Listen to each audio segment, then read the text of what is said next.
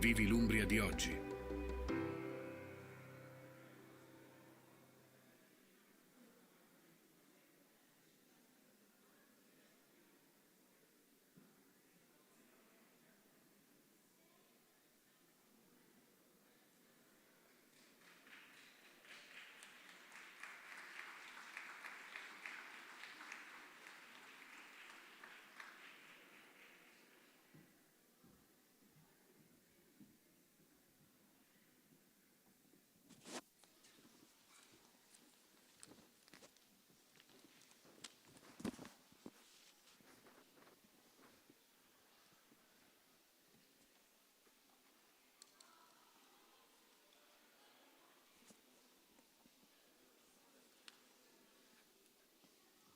Thank you, everyone. We're going to get started here.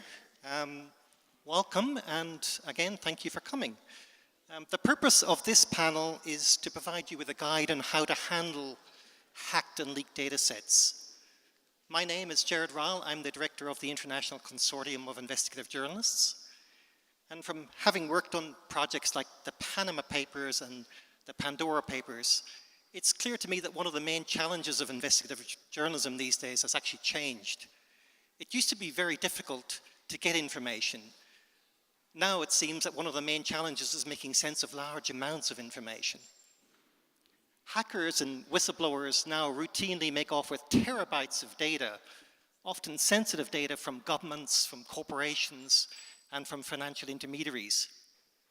These data sets are gold mines of potential public interest information, but they also present new ethical, legal, and logistical challenges. Just recently, a whistleblower brought me into a room on the dark web. And in this room, there were logos of some of the biggest corporations in the world. And attached to each logo was a clock, and the clock was counting down. And also attached to each logo, there was a message. I want to read a typical message because I think it sets up very nicely the discussion we're about to have. I will read it in full, it's quite short. We have been on your network for a long time and have analyzed your business. We have stolen over 2 terabytes of your sensitive data.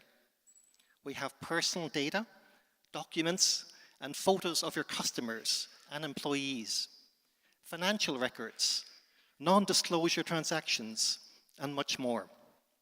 If you ignore or refuse to do business with us, we will be forced to make all of your data public.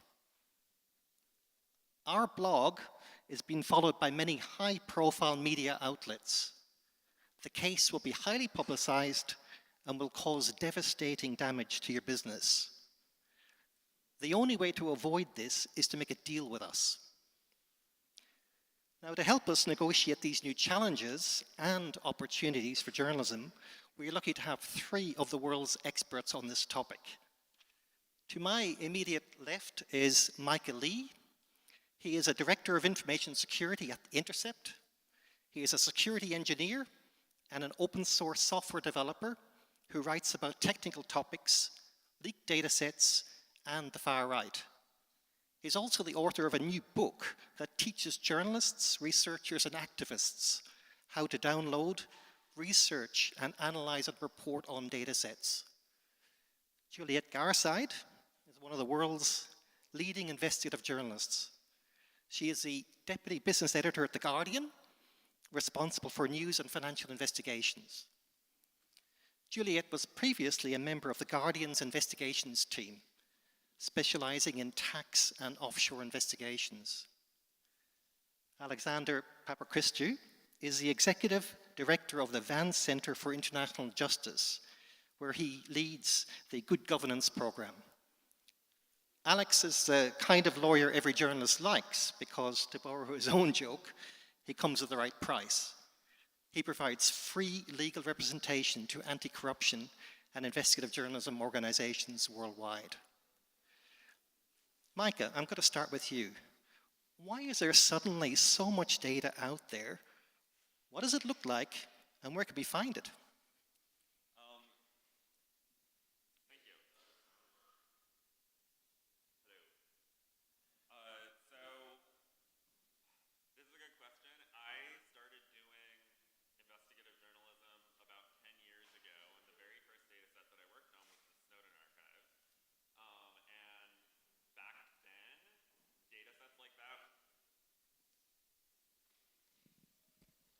Much better. Okay, sorry.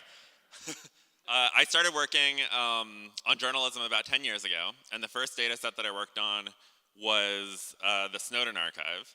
And back then, data sets like that were incredibly rare. Had only been a few, large data sets with, a lot of documents, a lot of data, like the leaks from Chelsea Manning, the Iraq and Afghanistan logs, and the diplomatic cables. But it was very rare, and now that's completely changed. The situation is there's enormous data sets, of that magnitude, not necessarily, with that many revelations, but sometimes, dumped on the internet pretty much every day, and we're kind of drowning in data. It's like long past the time where sources would have to, take some physical documents out of their office and then spend hours at a photocopier making copies and then mailing them to newsrooms. And so now it's just the technology is so far advanced that this is only increasing, and we can see it just like every year. It's more and more and more. And I feel like a big example of this is right when Russia invaded Ukraine. The floodgates kind of opened with hackers hacking Russian targets, and there was dozens of Russian government agencies and corporations, from all different industries that were hacked with terabytes and terabytes of data and like huge email dumps, to the point where it was just kind of overwhelming to figure out how to even handle all of this. So where do you find this sort of data set? There's a lot of places, and I think that one of the best sources is distributed denial of secrets, or DDoS secrets. This is kind of like a public library of data sets that they curate specifically for journalists.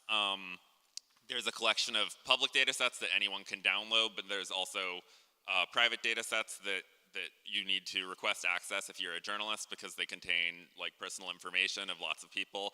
And so this is a great source for getting data sets, but it's definitely not the only source at all. And in fact, they just get data sets like, directly from people sending it to them, and also they look at like these sometimes ransomware websites, or sometimes hacktivist Telegram channels and stuff. And so you can go directly to those sources too. And yeah, like there's data everywhere. I think a big source of data is hackers. So the two main places, the two main types of hackers are hacktivists. Like that, it seems like, it's, all of this is very murky. It's really hard to tell when it's a hacktivist or when it's actually, some nation state pretending to be hacktivists. But like all of those Russian hacks, there was a series of different hacktivist groups that were taking credit for those, and they were just dumping things directly on the internet or putting things in their Telegram channels, and then some of them were just sending things directly to distributed denial of secrets. But then also, if you are in a newsroom that has a reputation for doing this sort of data, or you're just a journalist that has a reputation for this, you might get sources who are hackers, who hack something and then send you data privately. This has happened with me a few times. And then there's also, public records. A lot of times there's really interesting stuff in public records, and those data sets can be enormous. And then there's just public data in general on websites. So a good example is, in the United States, there is a group called the Anti-Defamation League. It's a nonprofit Jewish group that works on documenting anti-Semitic hate. But recently they've, been very kind of hostile to progressive people, and after October 7th, after the Hamas attack, they, like a month or two after, they published an interactive map of the rise of anti-Semitism and anti-Israel rallies in the United States. And it was basically just like a data visualization of a map, and you can like move your mouse over all of the states and see all the different categories of anti-Semitic incidents. And so I just wrote a little bit of code to go and extract all of the data from this data visualization, and I ended up with a spreadsheet. And then I looked through all of this data, and it included way more than was just on the map. They had like little descriptions of each thing. And I found out that like a sizable portion of this were like ceasefire protests organized by American Jewish groups, essentially protesting genocide. And they were like framed as anti-Semitic incidents. And so that was an example of where, you know, the data is out there, the data is everywhere. And so, yeah. We might come back to some of these state actors actually later on. Juliette, I just want to move on to you. So The Guardian was one of the media partners on an ICIJ collaboration last year called Cyprus Confidential. Now, this involved reporting on hacked data, some of it involving previous ransom demands. Take us through that project, and what were the issues that the 270 journalists who worked on the project faced? Thank you. Yes, so Cyprus Confidential was probably what I spent most of last year working on in terms of investigations outside of my daily news job, and it was really the culmination of a piece of reporting that began, I think, for both of us separately at that point in about December 2021, when some information was hacked and shared with various organizations, including The Guardian, from an offshore services provider in Cyprus. When we think of offshore, we think probably of the British Virgin Islands or the Cayman Islands, but Cyprus is a tax haven in the heart of Europe. It's an EU member state, and it has, for the last 20, 30 years, been the gateway for Russian money into Europe. So the kind of people whose information we were examining suddenly became of enormous public interest. People like Roman Abramovich, Alexei Mordashov, who's a Russian industrialist and the country's richest man, according to Forbes. People like Konstantin Malofeev, a sort of mini-gark, I guess I would describe him as, who was very involved in promoting pro-Russia militia in 2014 around the invasion of Crimea, and in the years afterwards when his associates became governors and military leaders in the region, in the breakaway regions of Ukraine. So people of high interest. Now, yes, we were dealing with hacked material. We had to process it initially, and the database was growing. I think it grew to about 3.5 million files in the end. And so we had to dedicate an increasing number of reporters and programmers and to working on it, and the group came together, led by the ICIJ, halfway through the year, and I think we ended up with about 6 different offshore service providers from Cyprus. And so we faced a legal threat at one point from one of the offshore service providers, complaining that their data had been hacked and sharing information actually with us about what the it was a ransomware attack, sharing information and quotes actually from the hackers, some of which I think you've just read out. We had legal letters saying from 2 of the providers saying that they'd been the subject of ransomware attacks actually. So the legal threat was of action in Cyprus, and we had to decide whether to go ahead and publish. We had a very short window of, I think it was about 4 weeks, where we faced a potential injunction in Cyprus. So not legal action in the UK or the US, but inside Cyprus.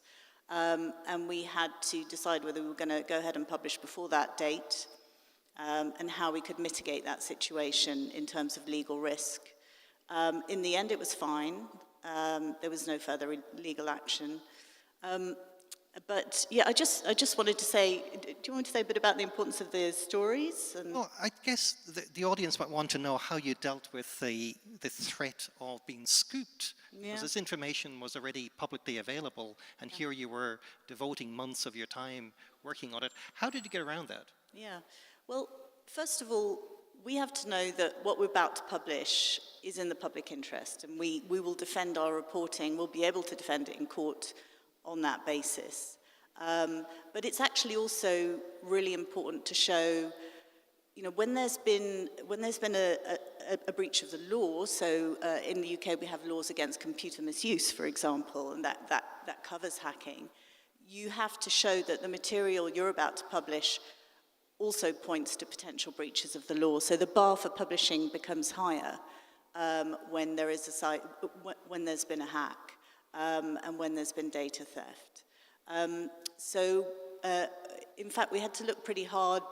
We had to examine what we had, and and nailed down the fact that we thought there had been a criminal breach. So that was part of it. One of the instances was a sanctions breach. So the great thing about this data is it showed not only what happened over the last 30 years, but what happened in the weeks and months before and after the invasion, as oligarchs scrambled to shield their money from asset freezes and sanctions. Now in Cyprus, avoiding sanctions is actually a criminal offence. And we found evidence, and this hasn't been proved in a court of law, but we found evidence pointing to the fact that PwC, the Big Four accounting firm, had worked hard to try and help the owner of a big listed company in Germany, a Russian oligarch, move his shares into his wife's name to avoid an asset freeze. Now, knowingly doing this after sanctions had been imposed would be a criminal breach. So that helped. The other thing that helped enormously was good legal advice, and for which we very much have the ICIJ and Alex to thank. So we gathered together on a call and we decided that whatever we did, we would do together. And so the lead partners discussed it and decided to go ahead and publish. Great, thank you. I might come back again, though, on the scoop, but let's go on to Alex. Alex, Bob Woodward of Watergate fame, everyone would know him, once told me that a journalist should never turn down information. But are journalists who report on hacked data aiding a crime?